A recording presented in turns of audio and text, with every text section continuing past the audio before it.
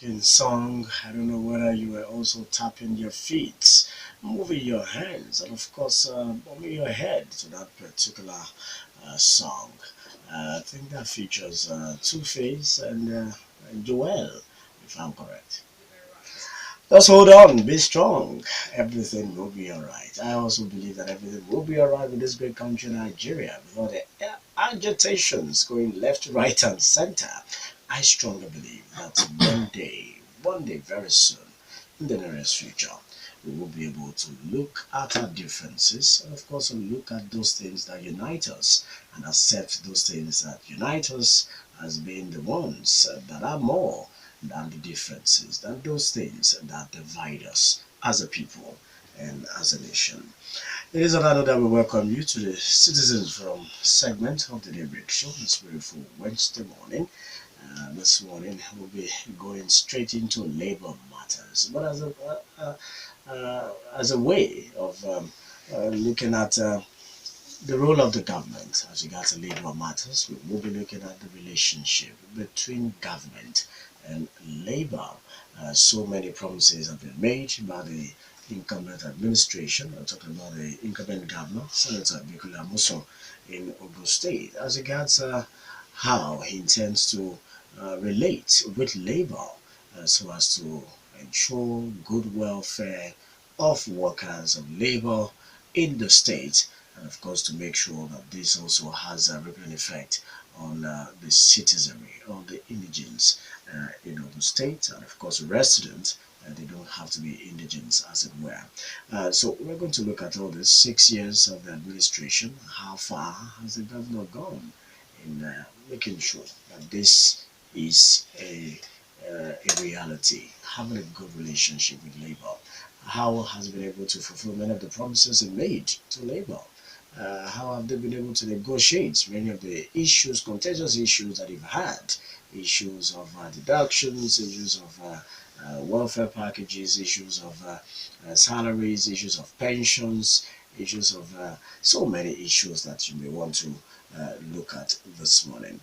We have two comrades in the studio that will be joining us in this discussion. But before then, let's take a listen to what some of the things the governor said or promised as regards labor matters. And then when we come back, we introduce our guest in the studio. And I said, I've been hearing with your civil servant. They said the Senator Bukulamus this year, when we come in, is going to prioritize. We do not have enough workforce in the state. We will employ more. The 80,000 naira that the federal government, any lawmaker, any amount that the federal government said we should pay, we will by all means strive back and pay.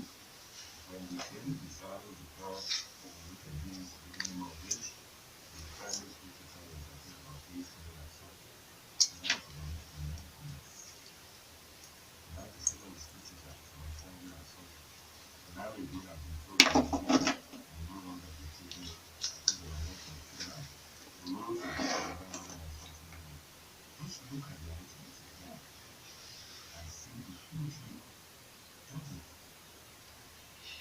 Please, you just say, even though I know that as we speak, what we pay our civil service that, and I know I pay the highest in the entire service, and when the service is the highest in Nigeria, we might pay the highest wages to civil service as well as in the country.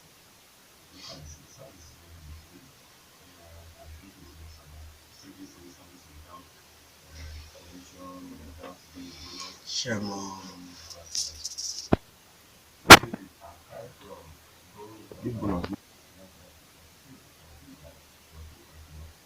So we are not doing anything neither those laws that are taken. And that's why I said at any particular point in time, that I look for something that says between 25 and maximum 29, I think I better go the way that practice. It's easy. You know, people can be when I'm going to pay as you're doing the PR to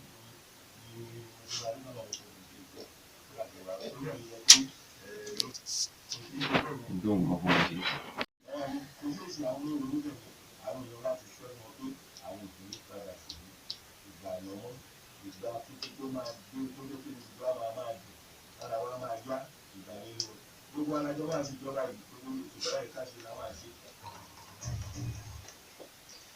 All right, those are excerpts from two different interviews conducted here on Roxy FM. That's the voice of Senator Bikuli Amuso, uh, CON FCA, the governor of Ogun State, and of course he made so many promises, as you can see. Well, we have to come right to the studio, like I mentioned earlier. We have Comrade Steve Modupe. He's a member of the JNC, that is the Joint Negotiating Council, or the Joint National Public Service Negotiating Council in full. And Commissioner Modupe, you're welcome to the Daybreak Show. Good morning, Tobi. And we also have a comrade Adebiyi, Olusegun, that's the Secretary of the Joint National Public Service Negotiating Council. You're welcome, Adebiyi. Good morning, Toby. Good morning, the good citizen of Ogun State. Well, I'm not alone on the show. Aghemerio.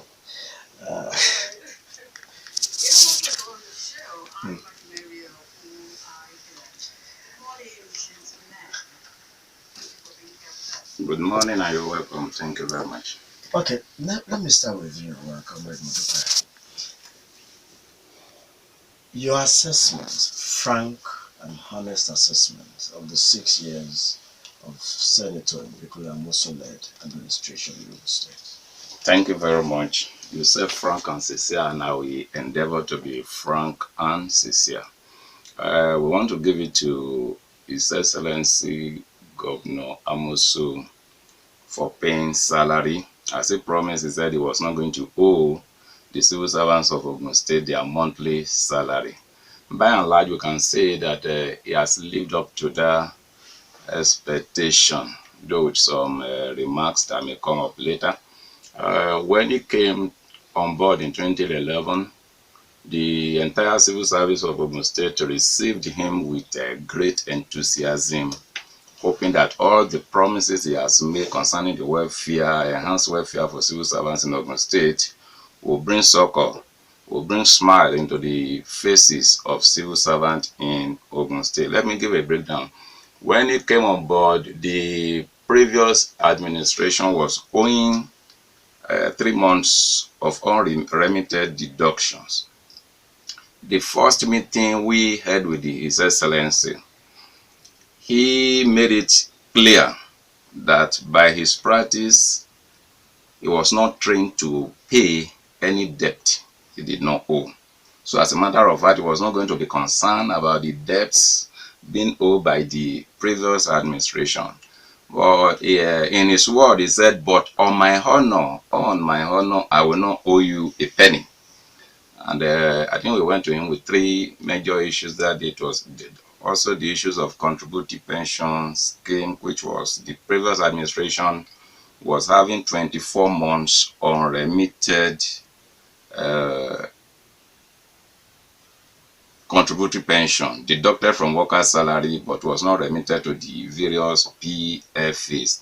We called on His Excellency then that since the scheme was not working as designed, it should be scrapped. But he prevailed on Labour then that in his own assessment, even as a senator that was part of the formulation of the process, it was the best thing for civil servants.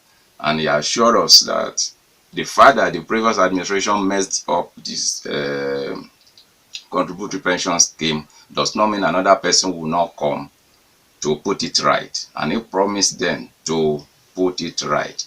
So, but sincerely on that, he said my assessment should be sincere. As sincerely on that, the governor has not met up to expectation, to the promise that he made, because then it was 24 months. As we speak today, it's about 85, not about precisely 85 months of unremitted pension deduction. So that one creates a serious danger to the future of those that are caught up in that scheme. If nothing is done urgently, that means that 35 years of public service will be wasted.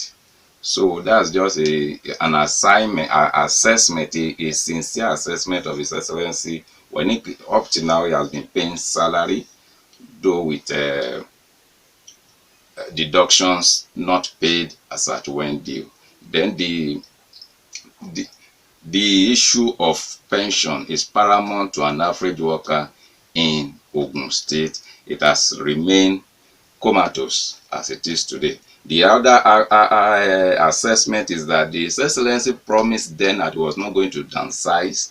He has not downsized, but people, workers are retiring almost on monthly basis, no replacement. What this means is that there have been a heavy load on the few civil servants that are in the service for now, which is not good.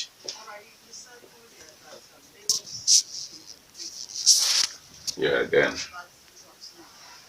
actually with promises unfulfilled, with outstanding deduction, especially cooperatives that have not been paid, it has really affected the morale of workers and their attitude towards the government.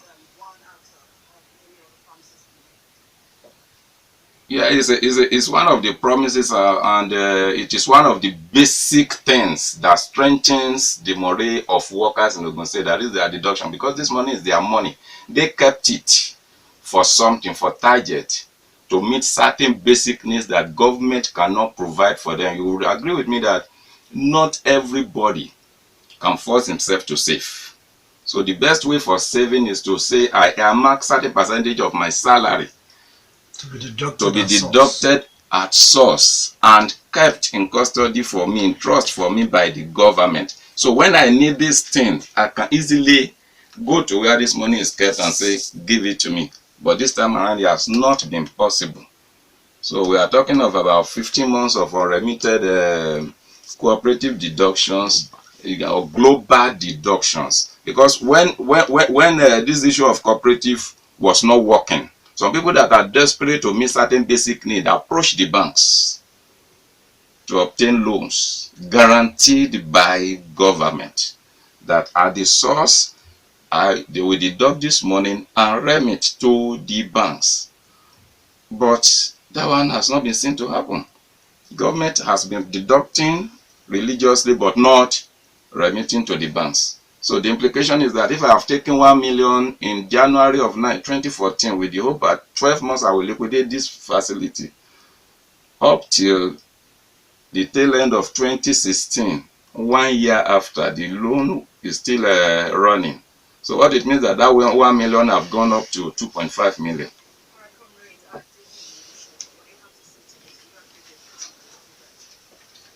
Absolutely. My partner had given a thorough and very honest evaluation of what the conditions of the civil servants presently in the state. Talking about these deductions, I want to say quite clearly that it is about global deductions, because the news out there is majorly centers on cooperative deductions, and I say it goes beyond cooperative deductions alone. Under deductions, we have headings like assets acquisition scheme, we have bank loan repayment, we have target savings. Some civil servants have committed part of their salary to Ilea or Christmas savings. Some have school fees savings. At departmental level, I mean the ministerial levels, they do have internal arrangement where part of their salary is being deducted at source, and same should be remitted to a certain account or designated account. So that's why I said there are headings to these deductions. Quite a number of reasons people decide to save part of their salaries. But it is unfortunate that as we speak, we're having 15 months in arrears of these unremitted deductions. 15 good months of arrears. It means that cooperative societies cannot function. They lack the capital to give to their members.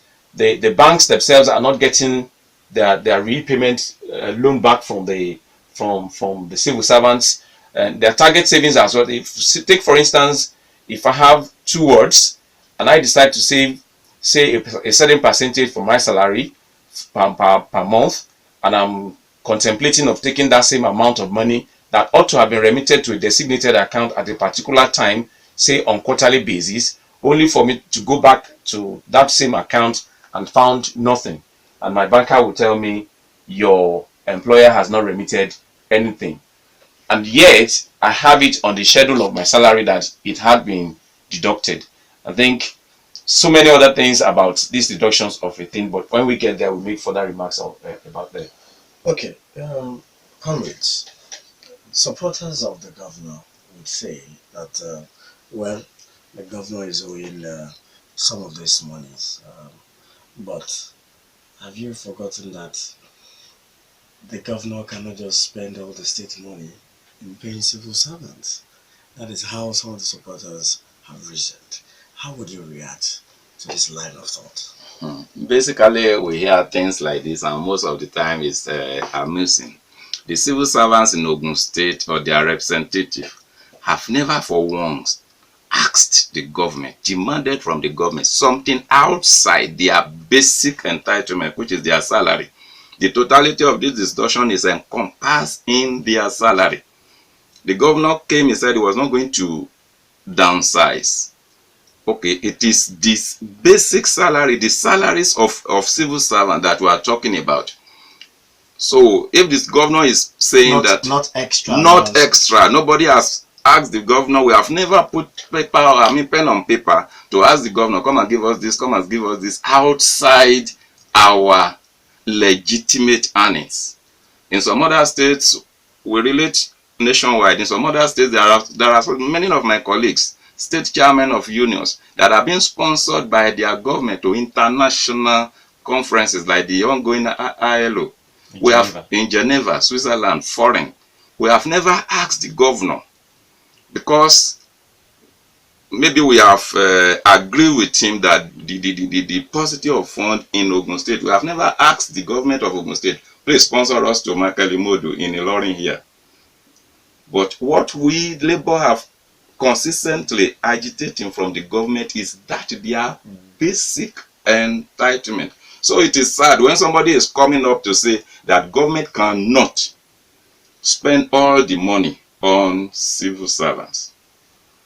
Civil servant is not asking for something extra. We are asking for our basic entitlement. Another argument or defense for the governor is that obviously you know there is a dwindling revenue allocation from the center, which is from the FAC, the Federation Allocation Committee, and of course the economic downturn that Nigeria has been battling from the second quarter of 2015 practically, which is almost going to the second year now. So when you look at all these issues, people will say that, hey, let us be reasonable, let us put on our thinking cap and begin to... Tobi, you are leaving out some other components of earnings for the state. You only mentioned federal allocation. You have forgotten about internally generated revenue. You have forgotten about special intervention funds that are given. You have forgotten about grants they receive from international donors and what have you. But basically, I think it is not ideal for us to say we want to isolate one item, which is made public by the federal government, and then leave the rest in the cooler. It doesn't go well. What I have observed, what the Labour had observed in recent times, is that it is convenient for the state government to isolate federal allocation as one item to try to persuade the public out there that the money is dwindling. On the part of Labour and on the part of the civil servants who are part of the system, they understand the system, the people are there, they see how it goes in and they see how it goes out. So basically, when we're talking about earnings of civil servants, do we say it has to rest on federal allocation alone? Do we take federal allocation as that major component of paying salaries of workers? Do not forget that this same set of workers are those who constitute, what do I call them, staff of Internal Revenue Service. They go out there, they know how much comes in per day, they have it on record. So it is rather convenient for the government to claim that, look, this has been made public by the federal government on our behalf, and you can see what is on paper. What about other sources, I should ask? No, well, Comrade Adebiyi, the governor has said at different times and fora that the Paris loan refund will definitely go into payment of many of these issues, many of these old salaries, deductions, and pension arrears. Has that not been fulfilled? That promise, I know, was made by Mr. Governor. I recollect that his promise came in March, if I'm not mistaken, when the National Executive of the Nigerian Union of Journalists came to visit His Excellency. He made a promise that when the second tranche of the Paris Club refund is made available to the state, he is going to pay 6 months out of the global deductions arrears, and some other payments will be made as well. If 6 months is paid, how many months will remain? As we speak, do not forget we mentioned 15 months are in arrears. So it means that if 6 months is paid out of it, we'll still be in arrears of 9 months without counting June, this present month. Nice. That is, if it comes to the end of June, then it adds up to 10 months in arrears again. What we understand is that there have been various agitations on the pages of newspapers, on various media outlets out there, that the government is yet to receive the payment from the federal government. Yes. And we're still hoping that our governor will be committed to his promise. Okay. We can not clap for the relationship, I mean a very robust relationship, because as a matter of fact, it's like government does not see labor as partners in progress in Ogun State. The government is not readily convenient with the agitations of workers. I think one of the we are part of the system. In the relationship, they are supposed to be a mutual coexistence. Under a situation, the governor just spoke in one of the interviews you played earlier as we enter into the studio, that in some times past, some governments do not respond to even correspondence. It is something that is very disheartening in Ogun State, that when you write various letters to the government over issues that are basically germane to the welfare of workers, we don't have correspondence. The few strikes that are happening in Ogun State were avoidable, absolutely avoidable. If you have given the government of Ogun State 21 days ultimatum, please attend to these issues, and within 21 days nothing is done. Okay, let's romance with our governor and give another 7 days extension. Yet nothing is done. So I think what it means is that labor do not matter. And I think one of the things that causes violence and crisis is that when we don't rub mind, when we do not discuss. In the civil service, there is always an established this GNC of a thing, negotiation from time to time. But it has collapsed practically in Ogun State. In most cases where labor meet with other agencies or other organs of government, maybe the head of service, you meet for 2 hours and the head of service does not have a mandate to say anything, to grant any of your 13 or about 20 requests. I think it's disheartening. So what it means is that just go and meet them, just go and listen to their noise. So this one has really affected the ideas of collective bargaining, that has affected the peaceful coexistent, peaceful relationship between the government of Ogun State and the labor. Comrade Steve, Charlie, let's look at it this way. I want to go comparatively. There are other states here in the southwest, and of course, at the organized labor levels, we compare notes. We know what goes on in Lagos State, we see what goes on in Osun, and we understand what goes on in Ekiti. Government, or your state of course, government of those states do call in, they do have one-on-one with their respective governors. When I say governors, emphasis on governors, not representatives of the government. Government of those states call labor side to a round table where they have fruitful, robust discussions about issues of which they think the labor side should as well have contributions. And this they have been doing consistently. That is why it's so easy for Governor Aregbesola in Osun to manage what would have snowballed into labor crisis there and would have probably been running or still running as we speak. But because His Excellency in Osun would rather prefer to call in labor and present his papers on the table, and the labor leaders there could examine in detail what the governor is trying to persuade them to believe. Ditto for Lagos State, ditto for Ekiti State, but here in Ogun State, it starts from where an ordinary letter of complaint is written to the state government. We don't have acknowledgement. The government hardly acknowledges our letter. The government hardly invites us until when it comes to boiling point. I would rather call it a fire brigade approach, that they will begin to mobilize, and you receive calls at dead hours of the evening that you should report and so and so. It shouldn't come to that. So basically, if we want to address ourselves to how cordial the relationship is, as rightly said by Comrade Steve, it hasn't been palatable. Well, would you say that blame could largely be put on the table of the governor or on Labour, because some have alleged that it is Labour that created this first relationship, because they never wanted the governor in the first instance. Ab initio, they never wanted him, they never voted for him, and they fought his re-election also in 2015, and they've turned into lackeys in the hands of the opposition party in the state. How do you respond to that? I can say that the labor movement in Ogun State is one of the best anywhere in the world. That know the labor movement in Ogun State know its honors. They know their limit. They know when to not to cross the line. We have never. I've been around for about 6 or 8 years. Let me put it that way.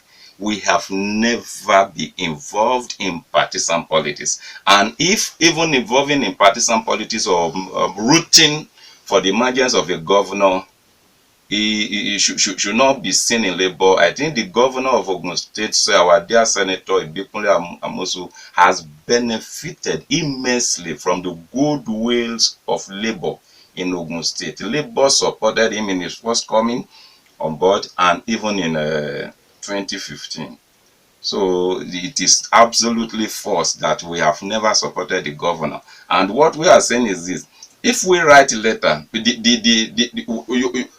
as insiders, we know the structure of government, that the final say when it comes to most of these demands has to do with Naira and Kobo. Most of them has to do with executive order. There is no other person that has the power, that has the authority to disburse fund or whatever, or to grant, to approve many of these demands outside the power of His Excellency the Governor. If not necessarily we meet with the governor, but if the governor will assign somebody, go and meet with labor on my behalf, the practice is that you give that person a maximum level of mandate.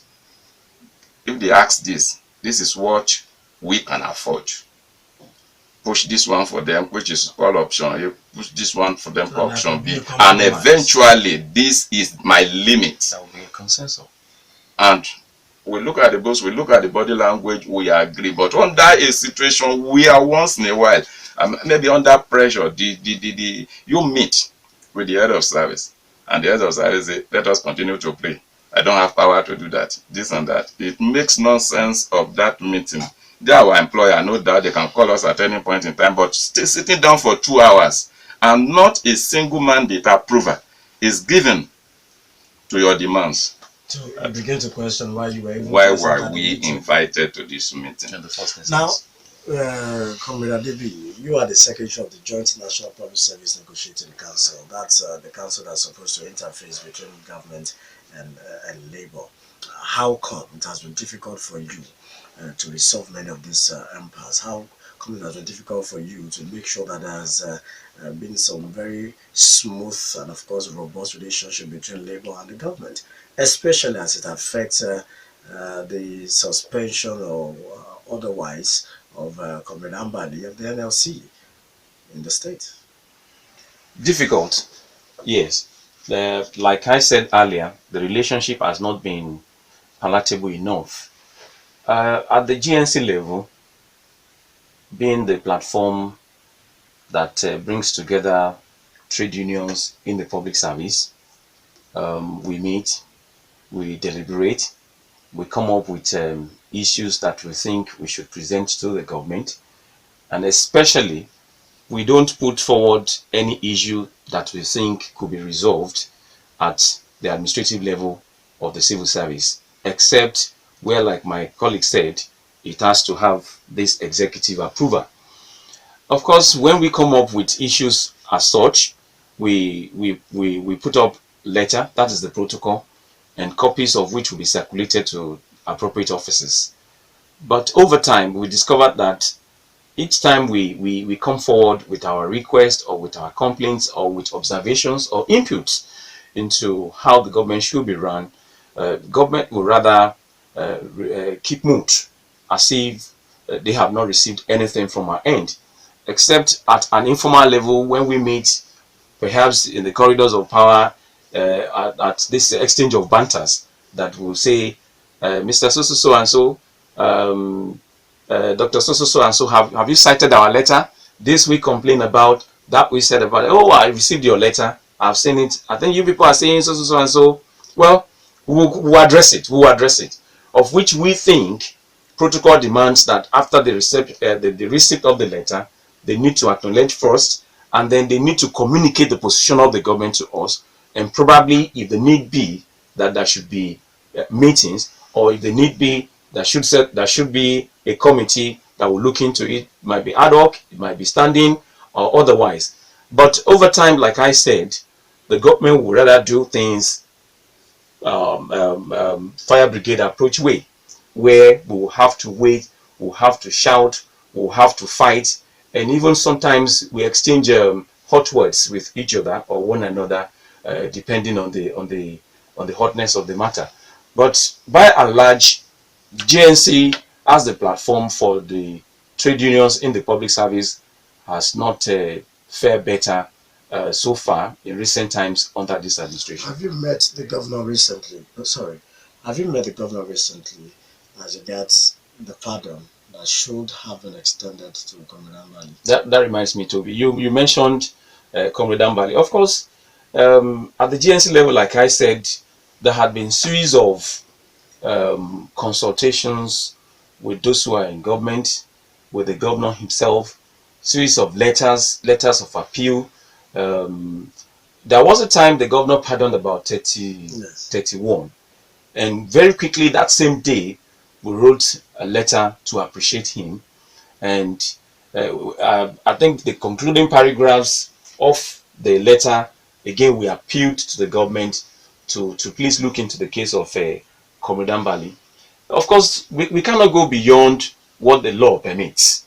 We would rather do consultations. We would rather visit the office of the governor if they need be and write letters to them, send people that we think of eminence who can persuade the government and especially the governor on our behalf.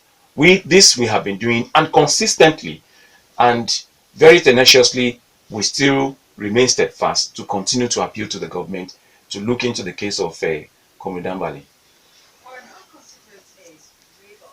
In Ogun State, just as I said earlier, is very considerate, very understanding, very, very reasonable. And that is why I said we have restricted all our agitations, all our demands to basic entitlement, not going outside to ask for any demands that will put pressure on the finances of government.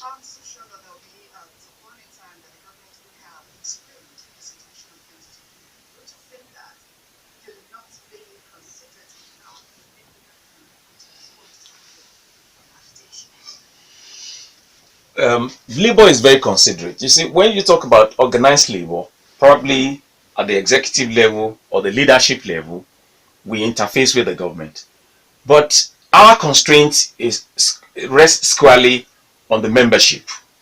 The members out there would tell you upfront that what they are witnessing, which this government is doing, or projects the government is embarking on across the state, and some other commitments that are not visible to the public eyes are being witnessed by our members in their various offices.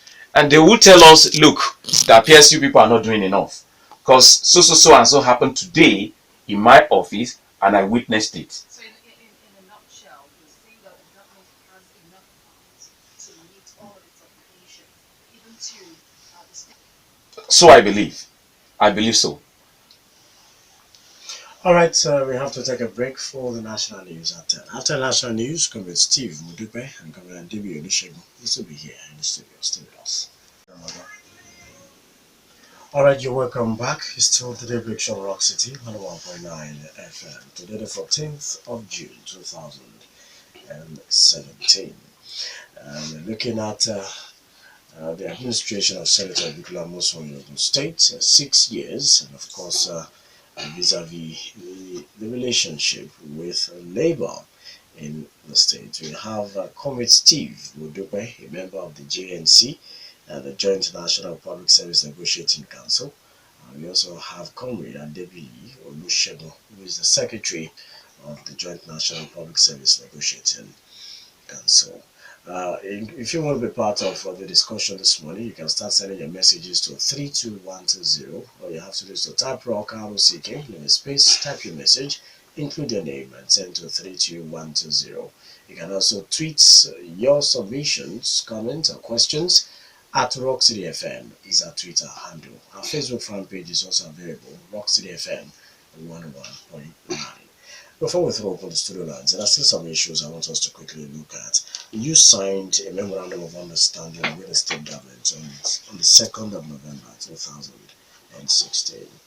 How far with the fulfillment and, of course, implementation of that MOU? Thank you, Toby. I would say it has been an abysmal performance on the part of the government. The borders on the implementation of the MOU signed 2nd November 2016. Items on that MOU includes: 1, that government will pay global deductions every 90 days, and that as soon as they receive bailout from the central government, that they would offset all of the arrears on or before May ending 2017. And of course, as we all are aware, government has received the first tranche of Paris Club refund, of which we note that only 5 months of the deductions were paid as at around December or thereabout. And as we speak, like I said earlier, we still have 15 months in arrears even after the expiration of the deadline as prescribed in the MOU. Secondly, government promised to offset gratuities of retirees. But the government said it has paid that. It has paid gratuities of retirees. No, let's make these things clear. Yes.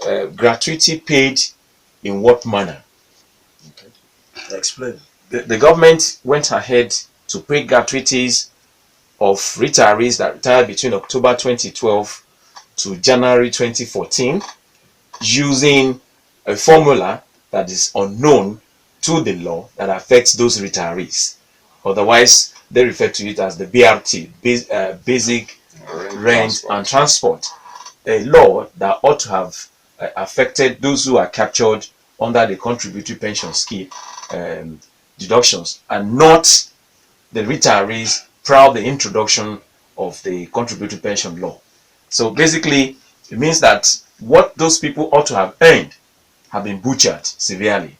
And of course, we understand they have made their position known to the government through their union, Nigeria Union of Pensioners. And as we await government reactions on that, we only want to make it known to the government that they are still owing those people, even between October 2012 to January 2014, they are expecting their balance.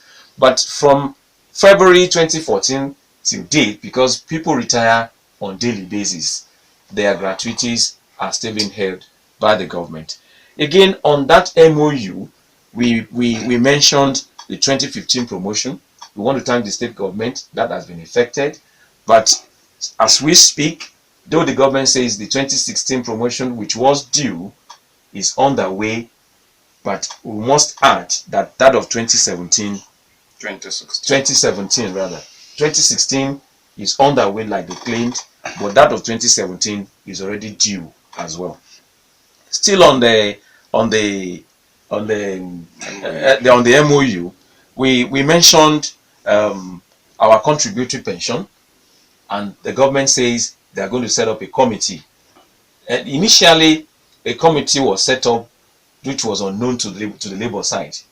But when we heard it from the grapevine that the committee was about to submit their recommendations to the government, I think we became alarmed. How could we have a bilateral agreement that this and this is to happen, and you now take one-sided decision, and you're saying you are forwarding your recommendation to who in the first instance come about with these recommendations without the labor side being represented? After raising this alarm rather, we were invited to the office of the head of service, where we had an understanding, and thereafter we were invited to join that committee. But as we speak, though I understand the committee will be meeting tomorrow, we are yet to arrive at decisions that will be forwarded to the government on contributory pension. But I must say this, that the position of workers in the states concerning this dysfunctional system called contributory pension scheme is that if it is either that we have it parallel to that of the federal government, that it ought to, the date of commencement should start by 2014, or that the system itself should be jettisoned altogether. Are you saying, in essence, that what the state government is doing right now is unconstitutional and illegal as regards the contribution pension scheme? When you talk about unconstitutional and illegality, perhaps you're talking about what we are experiencing before we demanded that this CPS of a thing should be jettisoned. And what was that thing that they were doing anyway, or the government was doing, was to remove that, because it has to be a bilateral deduction or payment. You take certain percentage from worker salary, and government will add its own counterpart fund to that of the worker, and remit same to pension fund administrators. But as we speak, like I said earlier on, we are still in the deficit of 85 months of those monies deducted from worker salary without remitting one, and without the government adding its own counterpart and its own counterpart to it. That is illegality. Let us break it down. That means government is not paying what it should pay to the PFAs, right? And at the same time, on the other hand, deducting from the workers' pay. Exactly. Deduction continues from the workers' pay. Even as we speak, if we check this about to be paid June 2017 salary, you will see the heading there that this contributory pension scheme deduction would have been made, and yet the previous ones made were not remitted. So when you retire today, you are retiring to nothing. To zero. That is it. That is, if you are captured, if you are a subscriber to the CPS, it means you are retiring to zero. You have nothing in savings. When you met with Mr. Governor, you signed this MOU. I think, am I even correct that was the last time you met with Mr. Governor? In person. 2nd November? In person. In person. Yes. At other times, it has been representatives. Yes. Okay. Now, when you met with Mr. Governor and you tabled this issue of CPS, all right, did he give you a cogent reason why he's doing this, or why or where these monies are being diverted to? Is it infrastructure? Is it health? Is it other sectors of the economy in the state? Basically, let's look at it this way. On the question of law, on the question of legality that you raised, Yes.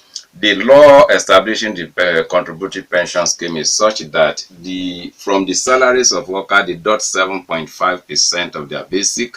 Then that same amount per each worker, government add that same amount as our own counterpart contribution towards the retirement savings account of each worker and pay directly after 7 days of deduction into their PFA, Pension Fund Administrator.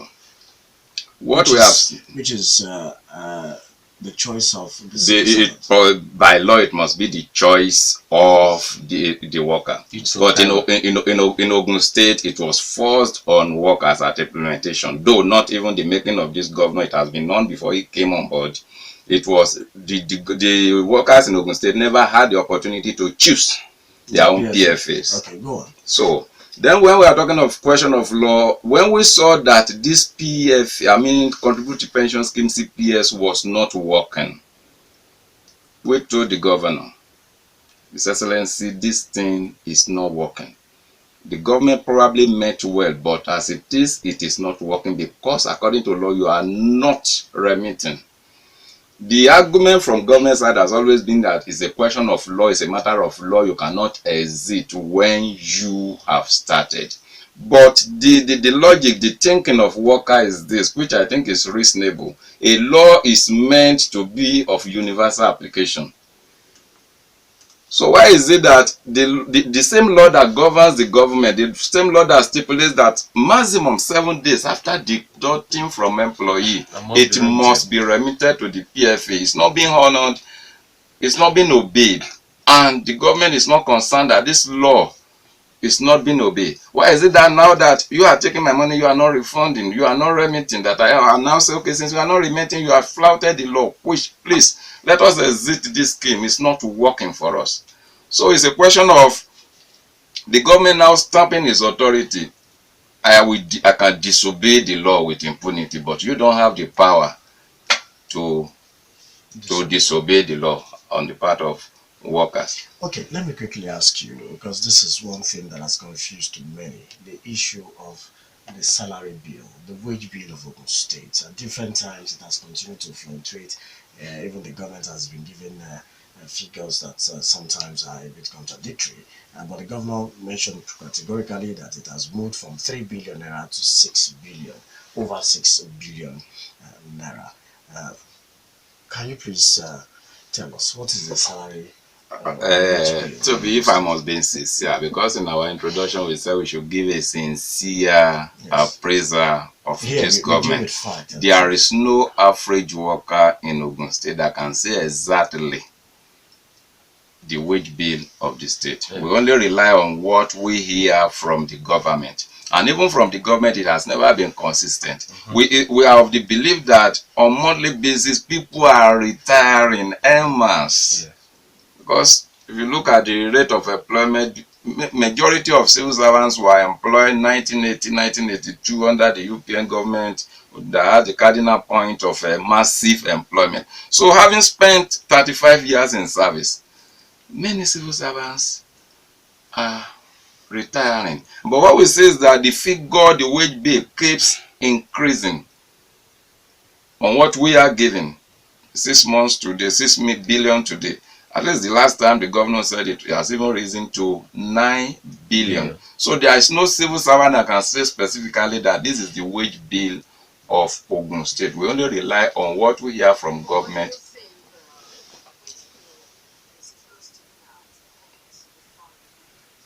We cannot, what you cannot, you can't just speculate. Okay. Because this is a question of naira and figure, you have to be specific. Okay, hold on. But when you say, 9 billion, okay, maybe you didn't get it. Maybe governor was saying, okay, if we add primary school teachers and local government. And maybe political appointees. Political appointees, everything is civil. What is said civil servant? The wage bill is civil servant. If you add primary school, if you add the local government that you are just taking over, everything running to 9 billion.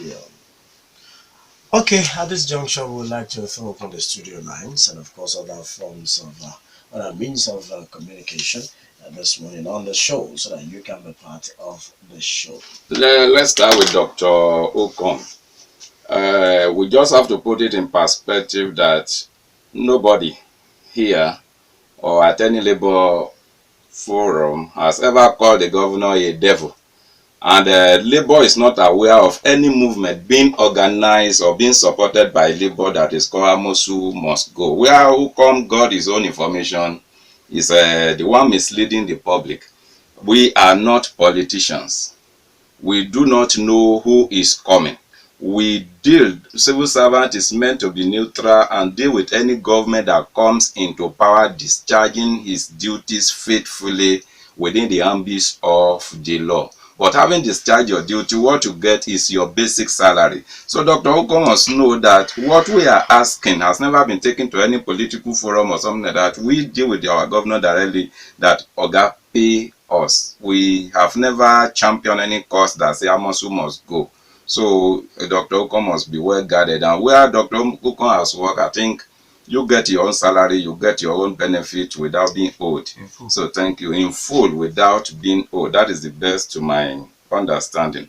So, and I think Mr. Ibrahim, you said civil servants are corrupt. You also a duty where you have a civil servant that you have caught to be corrupt. You report to the nearest authority. Labor does not encourage corruption in any form.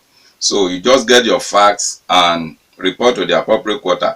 Questioning why workers should contribute more than 50% of their own. Are you saying now justifying it that because you are contributing more than what is expected, the governor must seize the money, or the government of Ogun State must seize the money? Is that what you are saying? And according to even the law, the ILO, what the ILO stipulates is that you must go home with at least 30% of your monthly income. So contributing 50% has not contravened any law.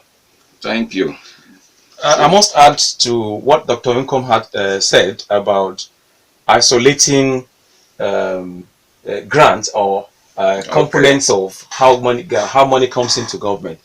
I'm not saying, I want to be clear here, that I'm not saying that government should use grant like you educated us, that the government wrote a proposal and certain amount of money was disbursed and monitored by the international donor or what have you. I'm only giving you an overview of how government earns money from various sources. That is number one. Number two, I want to remind Dr. Unkom that recently, National Bureau of Statistics released list or an outline of how states have fared well in internally generated revenue. Ogun State came next to Lagos State. And you know how much Lagos State generates. It is there on the record. And by the way, I want to state it here and now that this IGR of a thing is contracted out, and of course they declare to us what they have amassed per month. We don't have such records. The records are between the state government and the contractor in charge.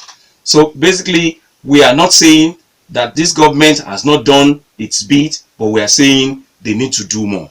Thank you.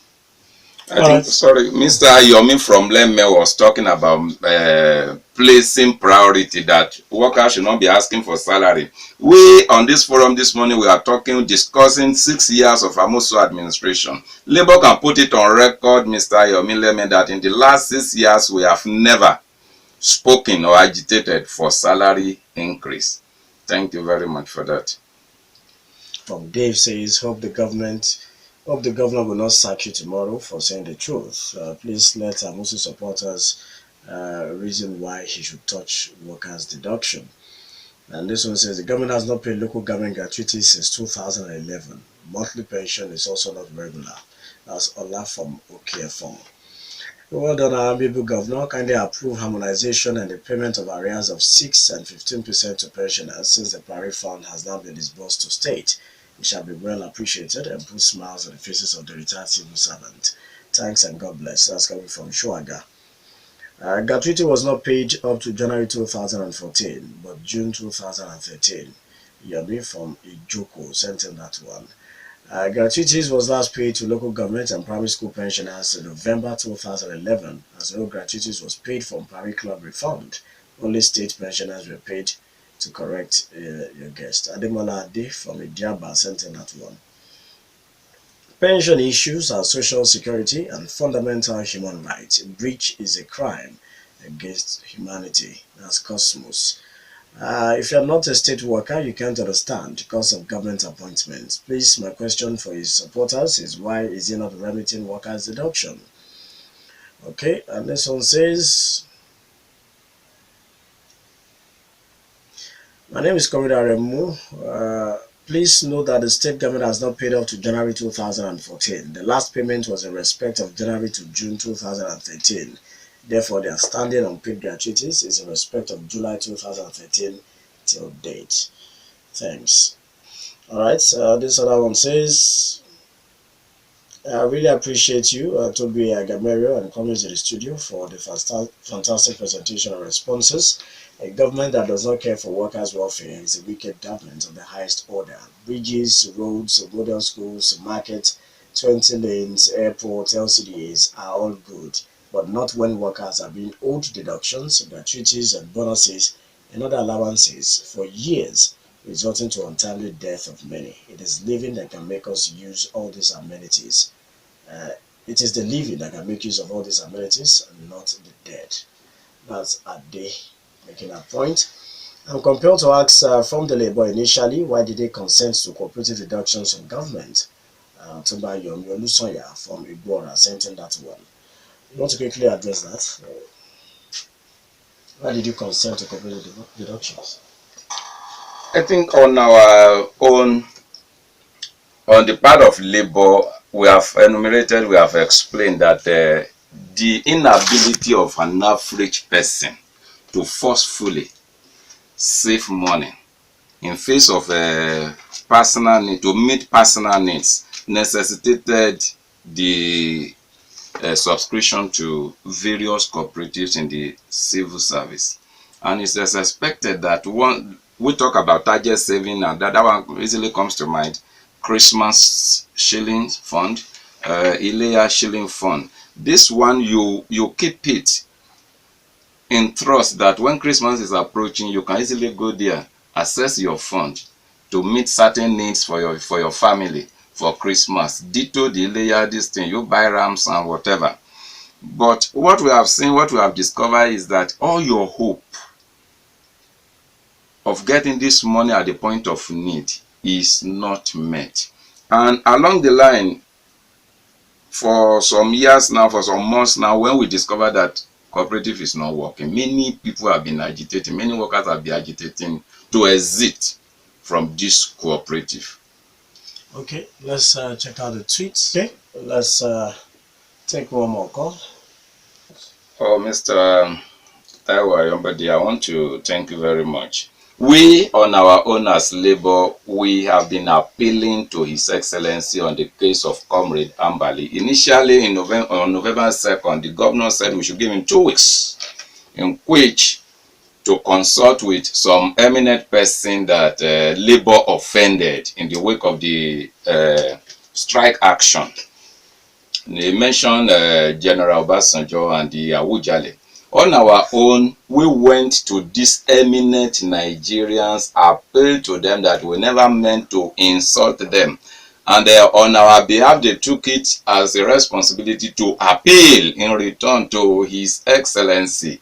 And those are our strength, our belief that His Excellency will change mind. But you just discovered that at a program when the NUP, the Nigerian Union of Pensioners, were commissioning their secretariat at Lemedia, those old men and women prostrated, knelt down for His Excellency, with Ambali also on the floor, appealing to His Excellency to resign his decision. But all this, there is no eminent Nigerian we have not met that we have not appealed to speak unto our Excellency. So we have no power, we have no strength to fight with His Excellency, but all these appeals have not really received the prayer of His Excellency. All right, Comrade Adebiyi, your final take as your question. Let me take my cue from Baba Ayombode's comment that we should continue to appeal. Our government in the states have done so much for us, but again, we have to continue to appeal and appeal and appeal. We are begging Mr. Governor, we are begging the government of the states to please accede to our demand on time. Thank you. All right, we want to appreciate every one of you who called. Mr. Madam Lola from Olega Abeokuta is saying those people in government today who are ill-treating the labor union and pensioners will be part of history, and they will reap from the resultant fruits of their behavior in the nearest future. Mr. Shegun, we got a message, and I came from E4.